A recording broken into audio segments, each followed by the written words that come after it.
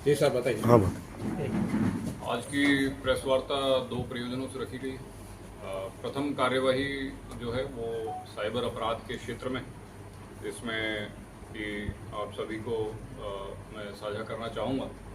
Police मुख्यालय द्वारा operation cyber shield पूरे राजस्थान में चलाया जा रहा है। इसी अभियान के तहत आगामी समय में दो प्रकार की कार्रवाइयाँ जिला पुलिस द्वारा की जाएंगी। प्रथम एनफोर्समेंट की कार्रवाई, प्रवर्तन, और द्वितीय जन जागरूकता और साइबर जागरूकता के संबंध में अभियान, ये दोनों चलाए जाएंगे, जिसकी विस्तृत जानकारी जो है वो प्रेस नोट में शेयर की गई।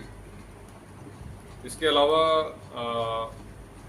एक हमारी टीम द्वारा एसएचओ भावंडा, कुचेरा, एसएचओ सदर और CO Nagaur, additional SP headquarters, इन सभी ने मिलकर के एक साइबर अपराध का खुलासा किया है, जिसमें दो लोगों को गिरफ्तार किया गया।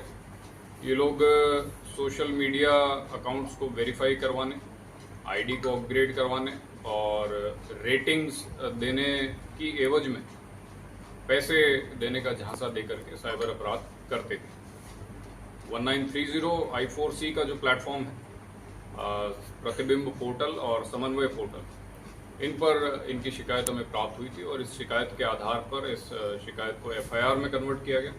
एफआईआर में कन्वर्ट किया जाकर के आगे की कार्रवाई इसमें पुलिस द्वारा की गई।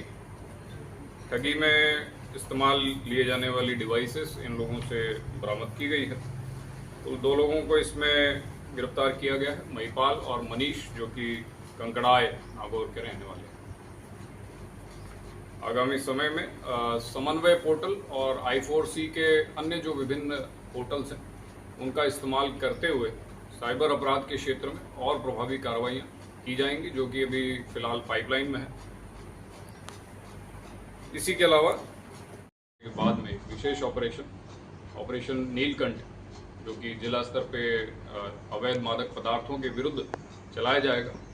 उन्हें इस ऑपरेशन के भी दो हिस्से रहेंगे, जिसमें कि पहली प्रवर्तन की कार्यवाही, यानी कि नशे तस्करी करने वाले जो लोग हैं, जो कि इसकी तस्करी में, बेचान में, क्रय विक्रय में शामिल हैं, उनके विरुद्ध प्रभावी मजबूत कार्यवाही नवीनतम प्रावधानों के अंतर्गत किया जाना, ये प्रस्तावित है। और साथ ही साथ जन जागरूकता अभियान, जिसमें कि युवा वर्ग को इस नशे के दुष्प्रभावों से अवगत करवाते हुए उनके इस चीज़ से दूर रखा जाए। इस क्षेत्र में एजीटीएफ की एक प्राथमिक सूचना के आधार पर उसको फर्दर हमारे स्थानीय अधिकारियों ने डेवलप करते हुए एसएचओ सदर Nagaur, SHO Panchodi, DST team, CO Nagaur और additional SP headquarter Sumit ji, इन सभी टीम ने मिलकर के एक बहुत अच्छी कार्रवाई को अंजाम दिया है, जिसमें कि एक व्यक्ति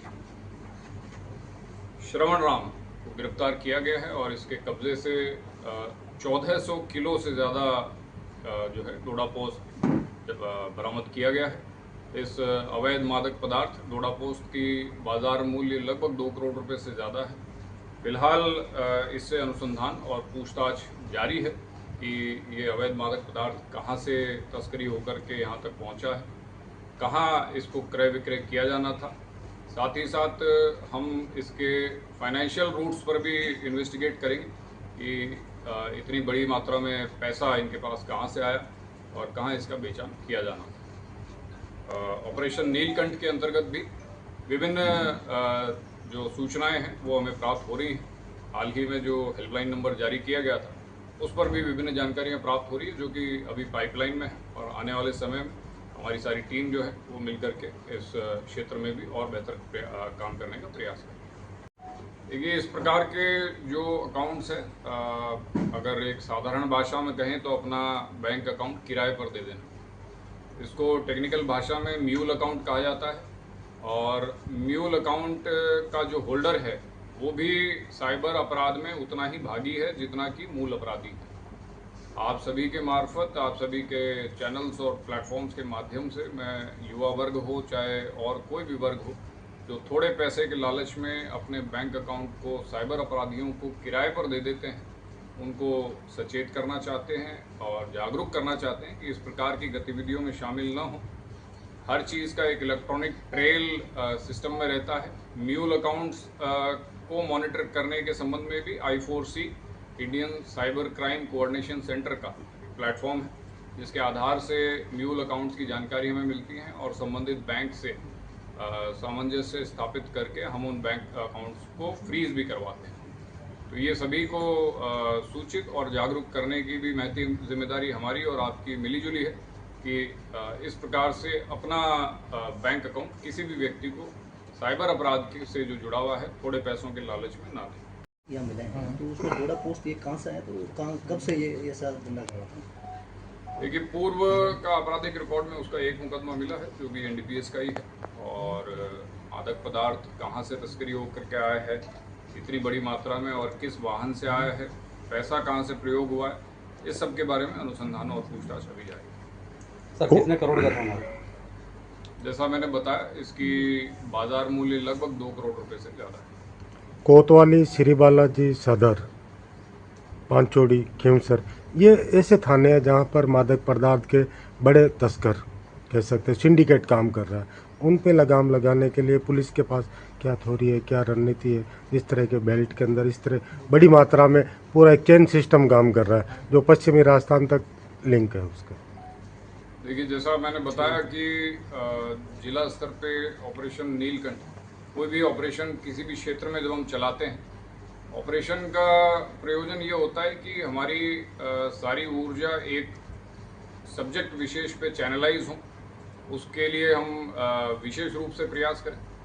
तो मादक पदार्थ जो कि एक ज्वलंत समस्या है, उसके लिए ये ऑपरेशन है। आने वाले समय में नागौर शहर ही नहीं बल्कि पूरे ज़िले में जो भी तस्कर, चाहे वो बड़ी मात्रा के हों, कमर्शियल क्वांटिटी के हों, चाहे छोटी मात्रा के हों, इनके विरुद्ध प्रभावी कार्रवाई के बैकग्राउंड जो है वो कई प्रकार का रह सकता है। टेक्निकल इनपुट्स के आधार पे होता है, मुखबिर सूचना के आधार पे होता है, कुछ सूचनाएं लोग हमें डायरेक्ट भी दे रहे हैं उसके आधार पे भी होता है, और चाहे वो छोटी क्वांटिटी के पेडलर्स हों, सप्लायर्स हों, सभी के विरुद्ध जो है प्रभावी कार्रवाई हम करेंगे।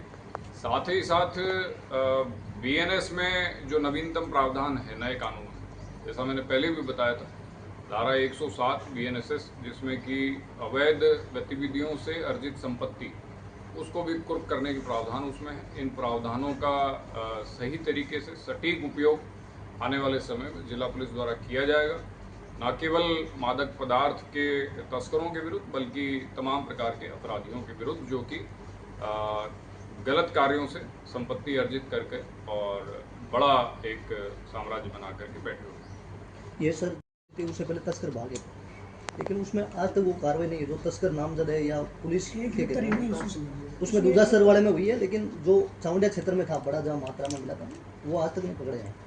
देखिए, पुराने जो अनसुलझे प्रकरण, चाहे वो किसी भी अपराध के हों, NDPS के हों, चोरी, नकबजनी और मर्डर, तमाम चीज़ों को एनालिस्ट किया गया है और हमारी टीम यहाँ पर उपस्थित है। सभी लोग सक्षम हैं और केपेबल हैं।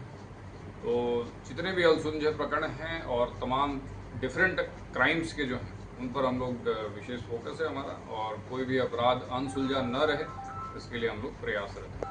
सर, ये जब व्यापक कार्रवाई होगी, विशेषकर ये जो उनके लिए चिकित्सा विभाग के साथ कोऑर्डिनेशन करके कोई रिहेब का कोई प्लान है या आगे भविष्य में रहेगा सर, ताकि बच्चे मोटिवेट भी हो सके? गृह मंत्रालय, भारत सरकार के निर्देशन से एक जिला स्तरीय नार्को कोऑर्डिनेशन कमेटी होती है जिसके अध्यक्ष माननीय जिला कलेक्टर महोदय होते हैं। नार्को कोऑर्डिनेशन कमेटी में जो है आपका मेडिकल विभाग भी उसमें शामिल होता है और उसकी प्रतिमाह एक रेगुलर बैठक होती है नार्को कोऑर्डिनेशन की। आगामी समय में जो भी नेक्स्ट नागौर जिले की नार्को कोऑर्डिनेशन की बैठक होगी उसमें इस बिंदु पर विशेष रूप में और विस्तृत में चर्चा की जाएगी, और निश्चित तौर पे जब स्टेट कोई कार्य करता है, स्टेट की रिस्पॉन्सिबिलिटी होती है कि जो डी एडिक्शन सेंटर्स हों, जो लोग इस नशे के एडिक्ट हो चुके हैं उनको भी डी एडिक्ट करके और समाज की मुख्य धारा में वापस ला सके, ये भी स्टेट की जिम्मेदारी है। ठीक।